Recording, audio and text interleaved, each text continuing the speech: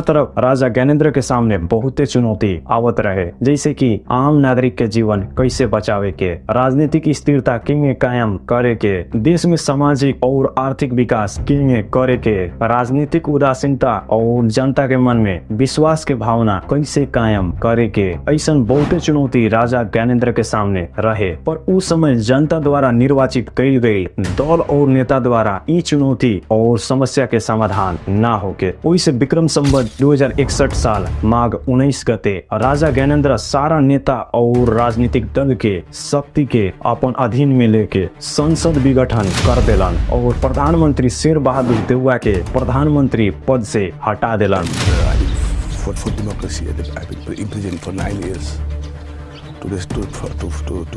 और प्रधानमंत्री शेर बहादुर देउवा के प्रधानमंत्री पद से हटा के अपन नेतृत्व में मंत्रिमंडल गठन कर देलन। संसद विघटन करे के मुख्य कारण ई भी रहे राजनीतिक दल और मंत्री सब देश में शांति और माओवादी विद्रोह से आम नेपाली नागरिक के जीवन बचावे ना सकत रहे। और ई भी कारण रहे कि संसद में बैठल कुछ नेता माओवादी के सपोर्ट करत रहे, जेकर जिक्र खुद माओवादी के अध्यक्ष पुष्प कमल दाहाल द्वारा एक इंटरव्यू में कइल गइल रहे। मेरो गिरिजाबाबुसँग त मेरो लगातार कुरा हुन्थ्यो।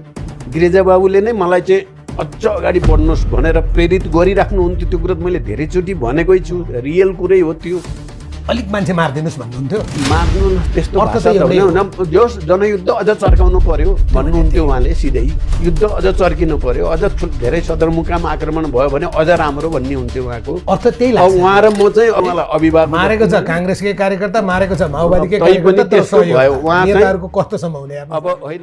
उस समय राजा ज्ञानेंद्र संसद विघटन करके ठीक कैलन कि बेठीक कैलन अपन प्रतिक्रिया कमेंट में अवश्य देहम। ओकरा बाद जौन विदेशी एजेंसी प्लान कैला उहे भइल। मौका देखते सब राजनीतिक दल और नेता जनता के भड़का के और सड़क पर उतार के राजा ज्ञानेंद्र विरुद्ध विद्रोह शुरू कर देला। राजा ज्ञानेंद्र संसद विघटन और मंत्रिमंडल के बर्खास्त देश और जनता के हित ला ही कैलन। ई बात अभी आके नेपाली जनता के समझ आवता, जब सरकार में बैठल मंत्री सब विदेश में देश के भ्रष्टाचार के केंद्र बिंदु बना देलक। उस समय जनता समझे ना सकल और राजा के राजगद्दी छोड़े पर मजबूर कर देलक।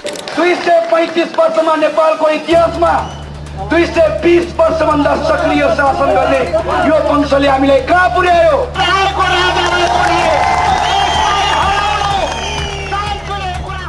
और जनता के डिमांड देखते हुए राजा ज्ञानेंद्र ज्यादा समय भी ना लगैलन। जनता के धरोहर, संपत्ति और समस्या जनता के ही सौंप देलन।